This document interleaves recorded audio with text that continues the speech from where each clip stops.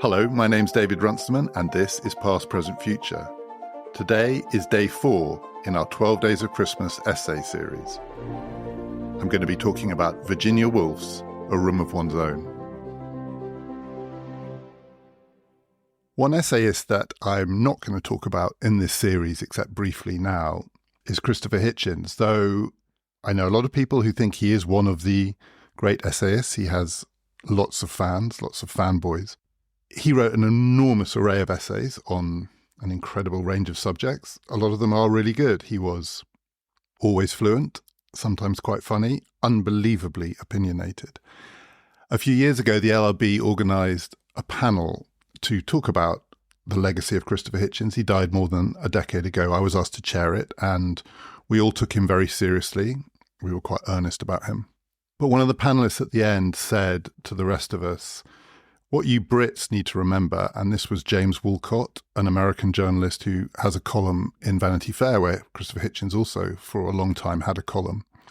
James Woolcott said, what you Brits need to remember is that in America, Hitchens is only really known for one thing. If you say his name, the response you'll get is, isn't he that guy who wrote the essay about why women aren't funny?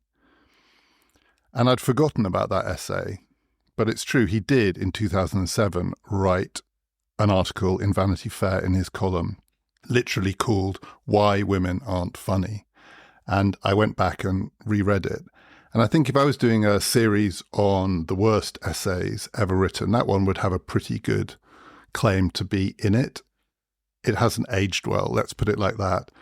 The argument, insofar as I can understand it, is something like, because women do childbirth, and childbirth is no laughing matter, it's the most serious thing there is, therefore women are serious, and because men are excluded from childbirth, they panic about that because they're excluded from the most serious part of life, so they have to make a joke out of everything, which is why men make women laugh, but women don't make men laugh. As I try and reconstruct it, it's clearly nonsense. I don't understand it.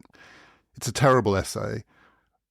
It provoked a furious backlash, unsurprisingly, and it allowed Hitchens to say the predictable thing, which is, don't you get the joke? Don't you people realize that I was joking? Doesn't this prove my point? I was just trying to be funny.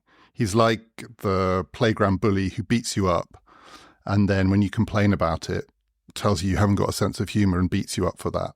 I found myself thinking about this Christopher Hitchens essay when reading what is perhaps the greatest essay of the 20th century, Virginia Woolf's A Room of One's Own, published in 1929, based, as so many essays are, like Thoreau's Civil Disobedience, originally on a talk, in this case a pair of talks that Virginia Woolf gave at two women's colleges in Cambridge, ostensibly on the subject of women and fiction. I thought about Hitchens for two reasons.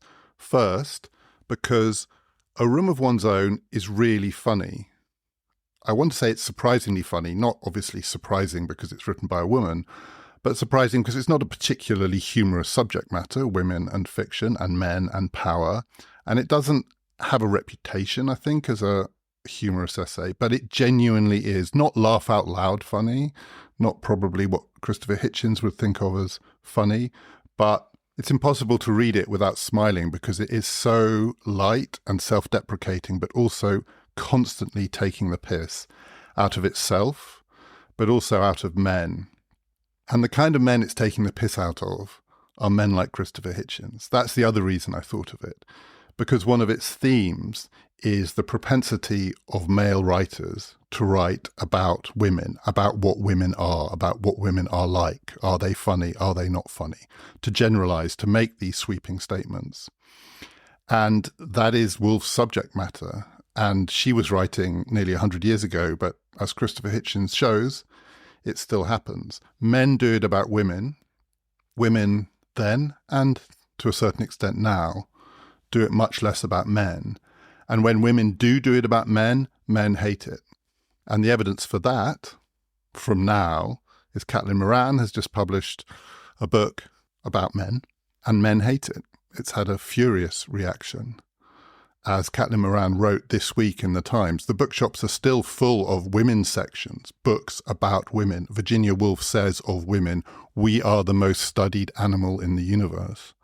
But there aren't sections of equivalent books about men, certainly not written by women, because men hate it. That's her subject matter. Part of the reason that A Room of One's Own is so light, so amusing, so enjoyable to read, is that it is a kind of meta-essay. Woolf writes not just about her subject, but about how she comes to her views about her subject. She's not just commenting throughout on women and men and fiction and power. She's also commenting on how she comes to think about what she thinks about. She says, I quote, "When a subject is highly controversial, and any question about sex is that, one cannot hope to tell the truth. One can only show how one came to hold whatever opinion one does hold." And one of the things she kind of takes the piss out of in this essay is the business of essay writing, the certainty with which the essay writer tends to approach it usually is his subject, laying down the law, taking the reader through his chain of thought as though there was something sacred about this. Virginia Woolf is aware in this essay simultaneously that that's what she's doing. She really is laying down the law here. Her arguments are not just persuasive, they are overwhelming. But at the same time, she knows how ridiculous that is. It's always ridiculous for one writer to claim to know the truth. It's also not just a meta-essay, but a pure form of the essay, because it is a literal walk, this one. It is the story of a walk or a series of walks. In this case, not in the woods, but in town, or in two towns, or in a hybrid set of towns. It begins with a set of walks that Woolf undertakes in a kind of fictionalized Oxbridge. And part of the playfulness of the essay is a lot of it is fiction. It involves the creation of fictional characters, fictional women, a series of women called Mary who become the proxies for Woolf's description of women's experience. But it begins with her walking in Oxbridge to some colleges to have a series of social occasions, lunch in one case, dinner in another. This is the 1920s, so all of the colleges in Oxford and Cambridge, bar a tiny few, are male preserves. These are colleges for men, peopled by men, male students, male academics. And she begins with lunch in one of these colleges, rich, prosperous, comfortable, incredibly comfortable, delicious lunch, great food, wine. And she reflects on how easy it is to have higher thoughts, elevated thoughts, to reflect in the way that the essayist has to reflect on the nature of fiction and truth and life. When you're comfortable, when you're so well off, being in one of these colleges feels like the kind of place you want to be in, to have these kinds of thoughts. And then she goes to one of the women's colleges for dinner. And it's very different because the women's colleges are not particularly comfortable because they are poor. They have not been given these huge endowments. They don't have centuries-long histories. They don't have land. The food isn't great.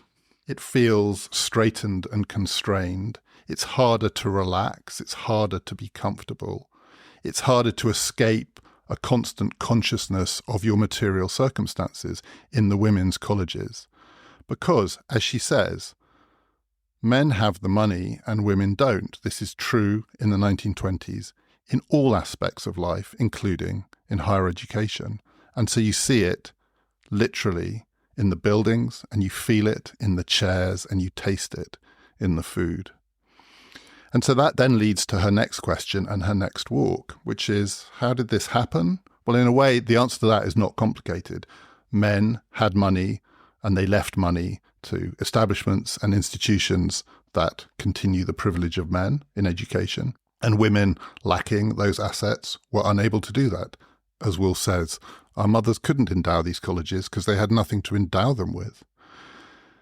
That's not a question. Her question is to understand what is women's experience of this, the history of it, the centuries-long history of this kind of exclusion, how to understand how it's been experienced by women, to go beyond her own personal experience of one lunch and one dinner to something broader, more general, approximating at some level to the truth.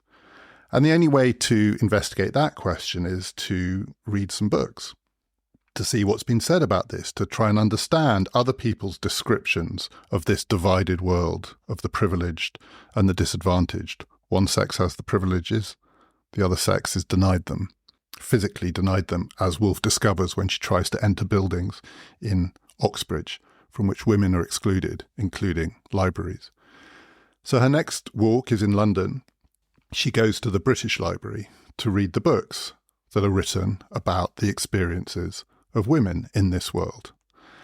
And this is the old British Library, not the new one by King's Cross, but the old one that was part of the British Museum, which had a celebrated reading room under a huge dome.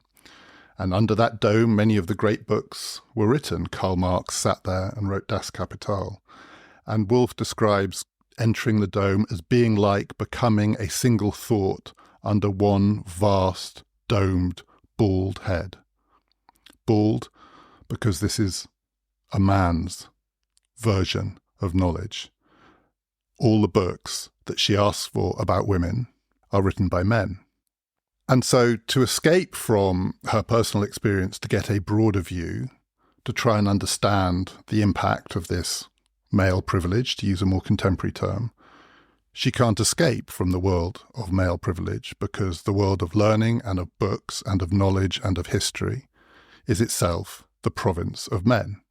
So far, in a way, you might think, so familiar, less familiar to be writing this in the 1920s, but now. But the idea that the advantages that men have is then reflected in and shapes the world of knowledge and learning is perhaps not a particularly surprising thought.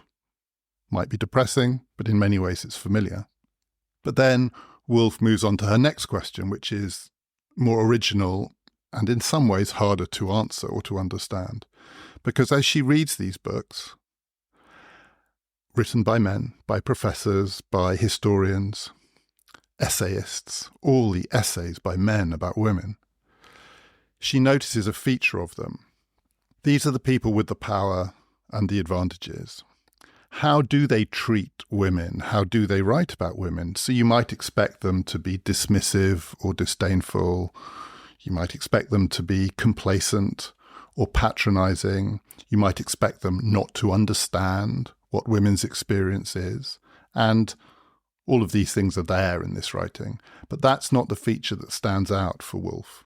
What she notices is how angry the men are, that the dominant emotion running through this writing, and it is emotion, not dispassionate male inquiry, is anger. She says, I quote, "Why are the professors so angry?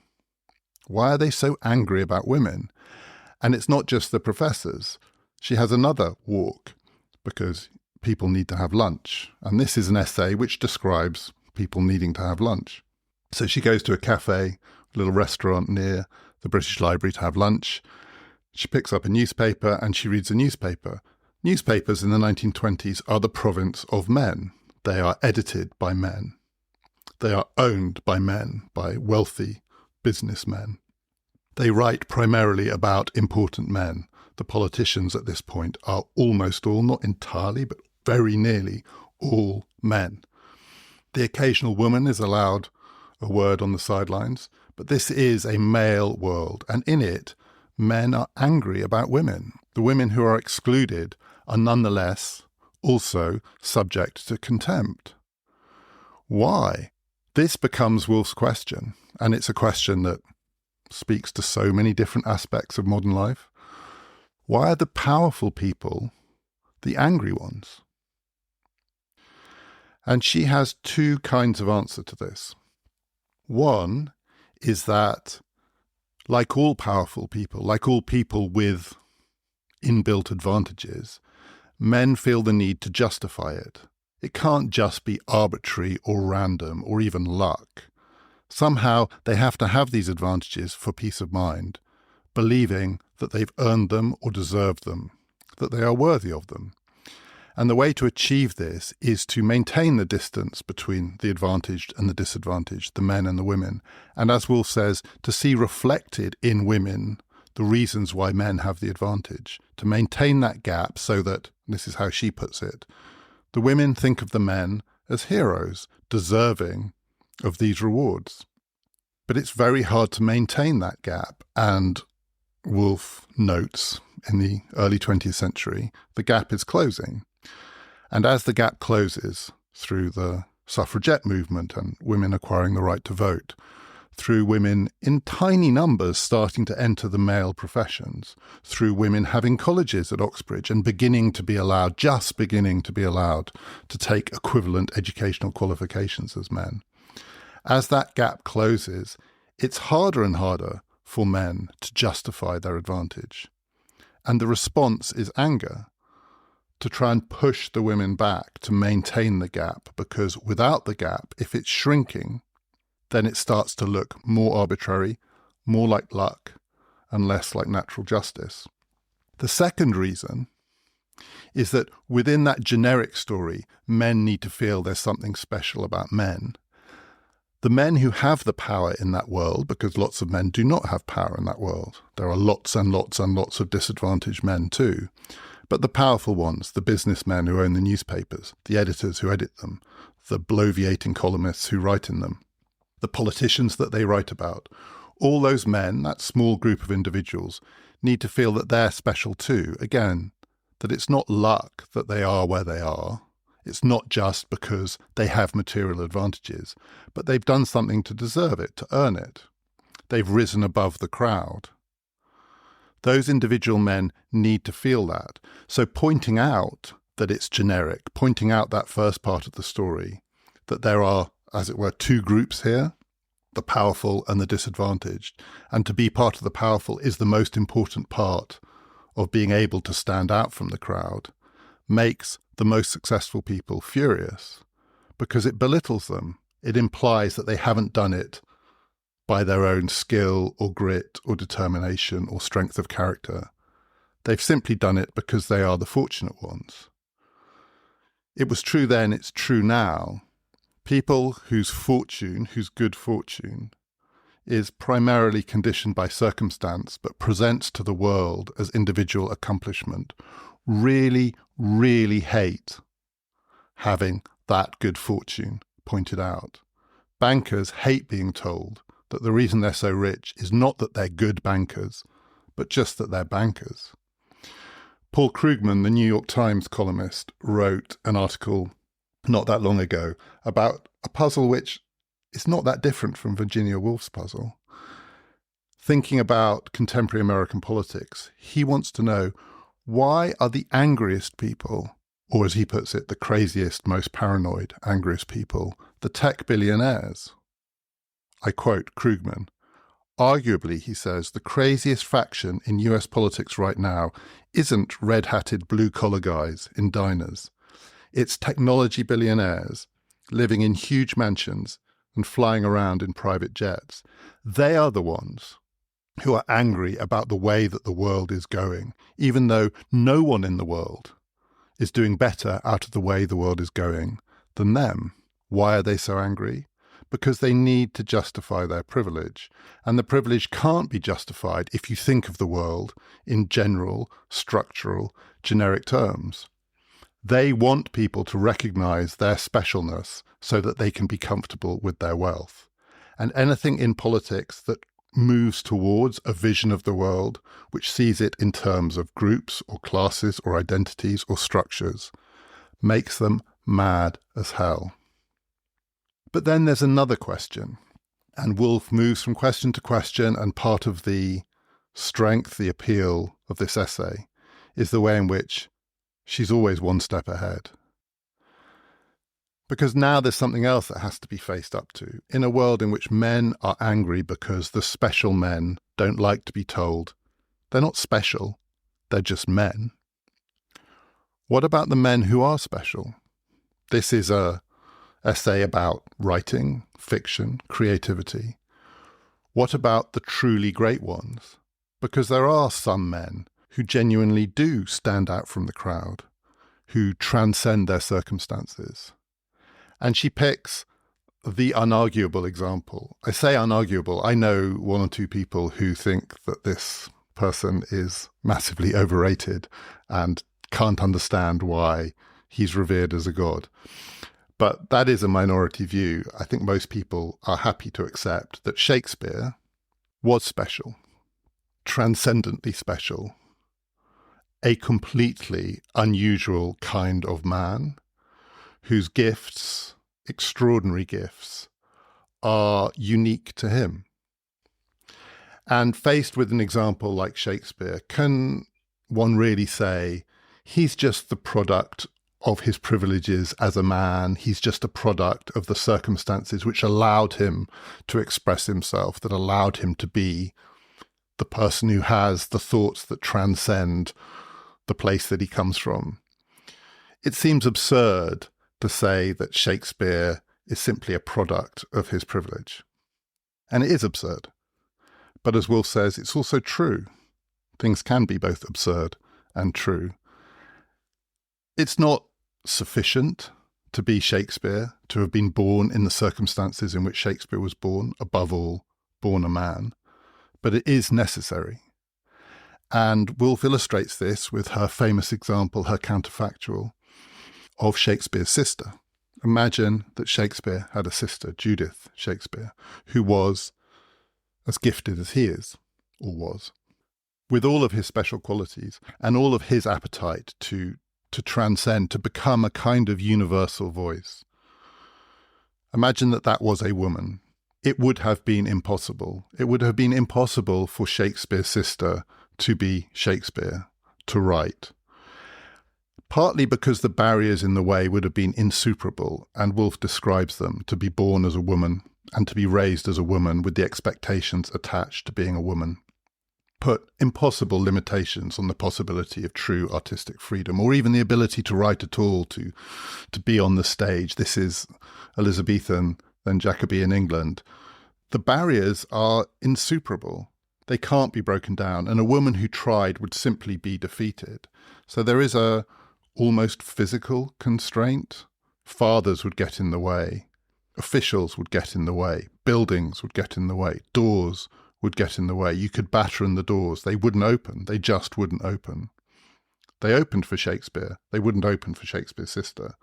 That's the first barrier. But there's a second barrier, in many ways a bigger barrier, which is to have been raised in that world, to face all of those constraints, makes the kind of universal, transcendent thinking that Shakespeare achieved, the ability almost to understand all things, impossible. Because your whole life is limited by, conditioned by, the struggle to break free. Shakespeare's sister could not have written the plays of Shakespeare, Woolf thinks, because that kind of imagination cannot be liberated under the circumstances in which a woman has to fight simply for the right to speak at all. You are so consumed by the fight that you cannot get beyond to that higher plane, whatever it is, where Shakespearean thoughts are possible. So one way to put this, and this is how Woolf does put it, not quite in these terms, but almost, it's the difference between belonging to a group, and it doesn't just have to be women, there are lots of other groups of whom this is true, that is treated with contempt as men treat women, particularly the idea of women having those kinds of thoughts and being free to express them. The response of men for almost all of history, right up to the 1920s, was contemptuous and being treated with disdain, with indifference, which is what men tend to think about other men born without their advantages. So a writer who comes from nowhere but is a man has to overcome his circumstances. The example here would be someone like Charles Dickens. So if you're Dickens, you aren't born into privilege in any meaningful sense, apart from the fact that you are born a man. That's your privilege. But otherwise, no money. His father was a debtor in debtor's prison. No educational advantages, none of that Oxbridge nonsense. As a child, forced to work in a boot blacking factory, a miserable childhood, a constant struggle, from which he emancipated himself by force of character, by talent, by unbelievable resources of energy, to become Charles Dickens. He escaped. And what is the response of men to a man who escapes circumstances like that? It's a kind of hat tip. Well done you. That was impressive. Good on you. There's a sense in which a man confronted with the indifference of the world, as Dickens was as a child, can assert himself and become the person he wants to be by force of character. Because to become Charles Dickens is not to be the object of contempt. But a woman who arises from unpropitious circumstances to give voice to her views in written form or to find some vehicle for artistic expression isn't greeted by men with a "well done you." The contempt grows.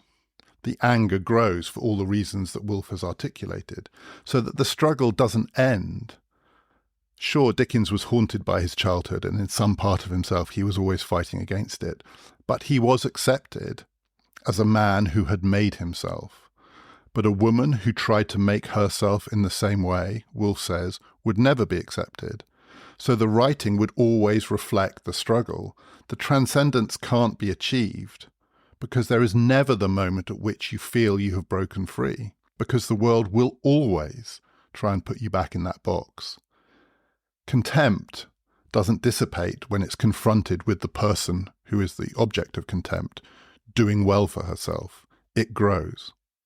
Or another way to put this is to say, what do you do if you are confronted with contempt and you want to be the female equivalent of Charles Dickens or William Shakespeare? Do you confront it back? Do you address it? If you do address it, you are sucked into it. You, in a sense, allow the contempt to take over some of the space that you're trying to transcend. Or do you ignore it? But if you ignore contempt, it doesn't go away. You can ignore disdain in a way because it will go away because you prove yourself. But if you ignore contempt, it grows. There is no way out. It's a kind of catch-22. You can't ignore it and you can't address it because by addressing it, you allow it to poison what you want to do. The essay is full of these kinds of explorations of the traps into which the powerless, in this case women, find themselves in a world in which they are trying to transcend the circumstances of their powerlessness. One of the things that a writer needs to do, Shakespeare, Dickens, anyone, is to build on what has been written. No writer is some kind of free-floating spirit who genuinely comes from nowhere. Dickens wasn't uneducated. He lacked the benefits of the best formal education. He was self-educated, and he was a voracious reader of all those books in the British Library. He didn't read them in the British Library, but all the books written by men. The men who transcend their circumstances do it off the back of all the writing that has been done by men. That's the thing that they transcend. But there is no equivalent body, not even close, of women's writing. There's men writing about women, but women writing about their own experiences, telling their own stories. There's a void there. Those stories are untold. There's nothing there. So what do you do as a writer who wants to transcend simply being a woman to become a writer, when there is nothing to transcend because the stories haven't been told? And again, of course, Woolf is aware of the counter-argument, the one that men will make. She knows they will make it because they make it all the time. If a woman says, our circumstances make it impossible to do what men do when it comes to writing the great books, which is to point out, well, women have written the great books. What about the great novelists of the 19th century? If you leave Dickens out of it, who are the great novelists of the 19th century? Jane Austen, Charlotte Bronte, George Eliot. Women have written the great books. They have transcended their circumstances. They have transcended their disadvantages. The theme of Woolf's essay, which is given in its title, or at least one of the themes, is literally the need to have a room of one's own. That is, in order to be able to escape the material limitations that shrink the imagination, there needs to be not just artistic freedom, but material freedom too. A room of one's own, and as she says, £500 a year, which then meant enough to live on. The security that comes with knowing that it's not always a struggle.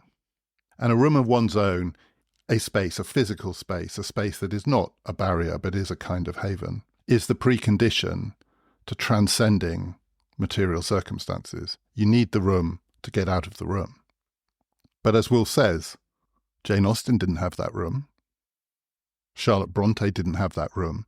Jane Austen wrote her novels in public rooms, in sitting rooms. There were people around. She had to shield what she was writing from people who might be peering over her shoulder. And yet still, she wrote the transcendent novels. If you go to Haworth, the birthplace, the house that the Brontës lived in, grew up in, the parsonage there, which is preserved as a museum and a kind of shrine to the Brontës. For many people, it's a place of pilgrimage. There's a table in the front room at Haworth, small table, and on one side of the table it says, "This is where Charlotte Brontë sat and wrote Jane Eyre." And on the other side of the table it says, "This is where Emily Brontë sat and wrote Wuthering Heights." So not even a table of one's own. One table. I mean, that table has some claims to be the greatest table in literary history.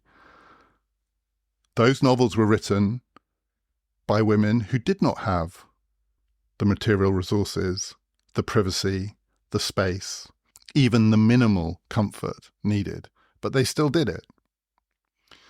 So, as some men might say, what's all the fuss about? It is possible to transcend without having the security to do it. Woolf just isn't buying any of it. There is no equivalence between Shakespeare's transcendence and Jane Austen or Charlotte Bronte's transcendence. Shakespeare, as Woolf says, is writing at a time where no women were writing sonnets, but every man seemed to be tossing out a sonnet as often as he has breakfast. There's a volume, a great sea of writing beyond which Shakespeare soars. Though there are one or two, a handful, literally a named handful of women who would have written and been in the world of readers' imagination before Jane Austen and Charlotte Brontë, it is a tiny, vanishing number. There's nothing there. They were not transcending a world of women's experience. They were standing in for it because there's nothing there, and no one can stand in for it. There is still a huge absence. It's the difference between the people who rise above a world of mediocre writing and the people who rise above silence and all the untold stories. There is no absence of male stories in the world, boring stories, repetitive stories, the same old stories told over and over again. There are an awful, awful lot of bad books written by men. When Woolf went to the British Library, she was surrounded by them. And she is describing a world where there just aren't books written by women. And the stories are not told. The stories of great women, the stories of ordinary women. Descriptions of what the world is like as experienced by a woman is just absent. And as she says, I want to read the story of the girl behind the counter, not the 150th biography of Napoleon or the 75th story of how Keats wrote his poetry and then died so young. But the story of the shop girl is missing. It's not there. And that means there's a kind of paradox, which is, I think, the central theme of this essay, and it is a quintessential modern paradox, and it has all sorts of variations. It goes well beyond women and fiction. It goes beyond just the question of men and power, though it is a question of power. The paradox is that in order to get beyond material limitations and material constraints, the circumstances in which an individual life arises, in order to be emancipated from circumstances, you have to concentrate on circumstances. You have to focus on that. You have to address it. You have to address the question of who has a room and who doesn't, of who has the money and who doesn't, of who gets to eat well and who gets to eat badly, of who does the housework and who goes out into the world to bloviate, of who has the clubs and who's excluded from the clubs. You have to address all of those material social questions, not so that you can write novels of material social realism, not so that you can focus your attention on the circumstances in which people are born, but so that you can get beyond it. If you don't address it, it will consume everything. both ways. Both the powerful and the powerless will be trapped in this relationship in which those fundamental disparities come to constrain and contaminate all attempts to transcend them. She illustrates this through the example of sex and sex difference itself, that is, the difference between the sexes, between men and women and their circumstances. Women disadvantaged because of their sex, men advantaged because of their sex. She wants the kind of transcendence of those circumstances which allows the true expression of that difference, but also, as she puts it, the possibility of a reconciliation of that difference, because the ideal, she says, the ideal writer is androgynous. The ideal writer is man-woman or woman-man. At one point in the essay, she says, "The world is too complicated to be divided between two sexes, let alone to be colonized by one." You have to get beyond sex difference, but to get beyond sex difference, you have to address it. You have to recognize all the ways in which sex and the differences between the sexes, their social, economic, educational, lived experiences, shapes everything. She describes a kind of, not ideal, but future form of women's writing, hypothetical women's writing. And she describes it like this, of an unnamed or unspoken future novelist. She writes as a woman, but as a woman who has forgotten she is a woman, so that her pages are full of that curious sexual quality which comes only when sex is unconscious of itself. I mean, that is a pretty complicated state of mind to arrive at. You get beyond it in order fully to express it, but the full expression of it is the thing that allows you to transcend it. But the only way that's possible, to write as a woman who has forgotten she is a woman, is if the material circumstances allow you to forget that you're a woman.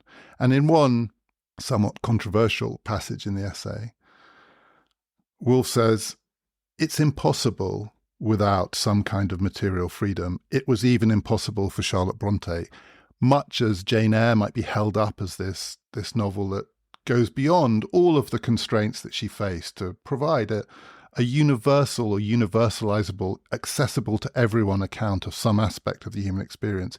Even in that book, even in Bronte's writing, Woolf says, there's a bitterness, there's an anger that limits the book, because everyone is limited by anger. The anger of men makes women angry. And Woolf says, when she comes out of the British Library to get her lunch, that she is steaming mad. She is furious with all these men. She gets beyond her anger, partly when she starts to think about, why are they so angry with me? You can't escape it. You can't forget your situation unless the situation is addressed first. In some ways, what Woolf is describing is the paradox of modernity. That sounds pretty portentous, sort of thing that a male essayist would say, but it's not true, but it has something in it. Because there's something going on here which is more than just the question of how to write and what it means to be a writer. That's Woolf's central theme. And she says that for there to be the best possible women writers, the great ones, there just have to be more women writers. There have to be more women who write for a living, like men do. There have to be, frankly, more women writing books that aren't that good, but are at least books written from their experience, so that some women, the most gifted, the ones who are capable of transcendence, can transcend that. More women have to live from their pen, that is, earning enough by writing, so that some women can live simply to write. That's what it's about, but it's about more than that. It's about power, it's about anger, and it's about what it means to be an individual in a world in which we are all constructed by our social circumstances. Modernity makes two demands of all of us, one of which is that it tells us that we are unique individuals. That's part of what the modern human experience is built on, the idea of the individual's conscience, the individual's freedom to express him or herself, the ability of people to forge their own path, The emancipations of modernity, the liberal emancipations, are designed to give individuals the chance to make their own lives what they want them to be. And we're all, at some level, conditioned to think that that's part of what it means to move through life, to shape it ourselves through our experiences. And at the same time, modernity is a scientific project of a kind, which seeks to understand things in general terms, not through religion, not through superstition, but through observation and through generalization, to trying to find patterns. Modernity is about finding patterns as well as about the emancipation of the individual. It's about great art and it's about sociology, both at the same time. And so each individual, at the same time as being told you can be what you want to be, is also told you are a product of your circumstances. You belong to a group. You belong to an identifiable set of conditions which make you who you are, this thing, this creature that's also meant to be whatever it wants to be. And the paradox is that both of these things are true. We are both the individuals that we create for ourselves, and we are also the products of our circumstances. And the challenge for anyone, but particularly for anyone who wants to, as Woolf puts it, and these are her terms, grasp reality, because that's what she says is the job, at least the job of people who want to share their thoughts with the world, written thoughts, their ideas. The job, whether it's fiction, whether it's history, whether it's philosophy, the job is to try to get a grip on reality. And reality is hybrid because it has these things going on at the same time. It is both the world of individual experience and the world of collective formation. It is both social circumstances and the transcendence of social circumstances. And it is incredibly hard for anyone, including for a writer, including for a novelist or a historian or an essayist, to hold those two thoughts together at the same time. Some people can do it, and the people who can do it, the people who aren't just androgynous in sex terms, but are androgynous in those terms, both individual and social, they are the ones who ultimately come closest to gripping what reality is. But it is incredibly difficult, and only a few people can do it. This is not essentially, I think, in a room of one's own, a democratic vision. There is a democratic aspect to it, the sharing of privilege and a certain equalization of core material advantages. But this is also an essay about greatness and the possibilities of greatness, and the few who are capable of it. At one point in the essay, Woolf says, women, like herself, have been given some advantages recently. She came from a relatively privileged background. She came from a family, the Stephen family, that were well connected, and she took advantage of those connections and so on. She's not portraying herself as an up from her bootstraps kind of writer, but she says she had two advantages. One was a bequest that allowed her the £500 a year, an inheritance. But the other, like other women, is that from 1918 to 1928 in 2 Acts of Parliament, women are enfranchised on the same terms as men. So Woolf got access to some money and she got access to the vote. And she says of those two, the first had by far the biggest impact. She needed the money. She's not disdaining, never mind having contempt for the democratic emancipation too. But this is about material conditions. But it's not democratic also in the sense that it is partly about trying to create an understanding of the circumstances out of which the people who are nothing like anyone else are given the freedom to express themselves. And it reminded me in part of another essay written or published 10 years earlier in 1919 that I spoke about in an earlier series of History of Ideas, another essay that began life as a lecture. This one explicitly about politics, Max Weber's lecture, Politik als Beruf, the profession and vocation of politics, in which he describes what he thinks is the central paradox of political modernity, which is to be one of the people who rises above the crowd, to be the leader, to be the person who sets a vision for a nation or for a movement, the person who gives voice to a whole host of hopes and fears that most people have no opportunity to articulate. To be that person, to be the politician, is to have to try and reconcile the fact that you are both your individual beliefs and your conscience, your convictions. It has to be an individual project. You have to believe the stuff that you're trying to convey and get across and legislate for. And you are also entirely a creature of circumstances. You can't rule as yourself. You can only rule at the head of a party machine, at the head of a vast bureaucracy, on behalf of a giant state. You are entirely constructed. Your power is constructed not by you, but by the circumstances in which you find yourself. And at the same time, you have to give those circumstances your distinctive take. If it doesn't come from you, it will be hollow and empty and mechanical. But if it does just come from you, it will be detached from reality. What's true of politics is probably, to some extent, true of writing too, including of fiction. And one thing that Woolf's essay suggests is that it's not simply that the powerless find it hard to strike that balance. The powerful do too. That's why they're so angry. They want to prioritize individual experience. If you have the power, the thing that you think you have to celebrate is your individual take on that power. And so you get very angry when people try to suggest that it's not you, it's your circumstances. Men, powerful men, over-valorize their individual experience of the world. It's not worth what they think it's worth because it's not as individual as they think it is. The powerless, the disadvantaged, and that includes, when Woolf is writing, just about all women, are constrained by their inability, completely understandable indeed, inevitable inability, to get beyond their knowledge, which is their personal knowledge, that their social circumstances have limited them, have ruled out all sorts of things that any human being might want to do, have trapped them in sets of circumstances that men are allowed to break free from, have shut doors that are open to men. If you spend too much time preoccupied with that, you will find it much, much harder to give voice to your individual experience. If you spend your time preoccupied by the unique interest of your individual experience, you will forget all the ways in which you're not that special.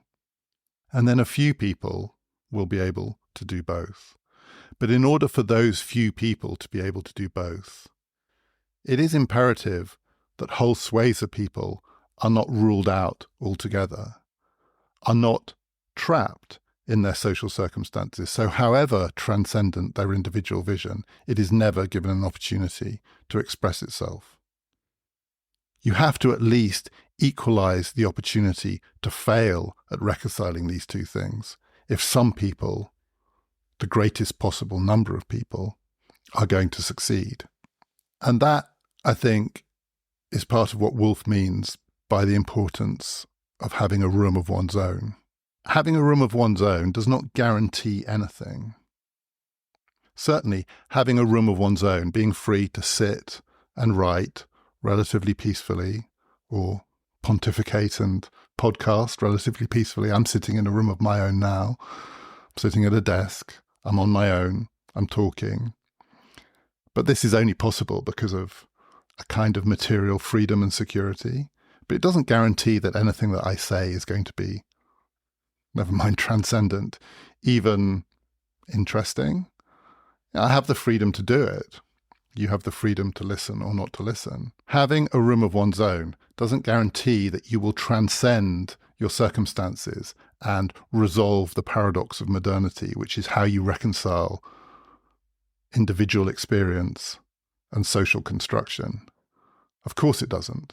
It doesn't guarantee anything in that sense. It just provides the minimal bedrock condition for it to be possible. But not having a room of one's own guarantees that it will be impossible. To find out more about this podcast, please follow us on Twitter @PPFideas. Tomorrow, it's day 5 in the 12 Days of Christmas essay series. I'm going to be talking about George Orwell's The Lion and the Unicorn. This has been Past, Present, Future, brought to you in partnership with the London Review of Books.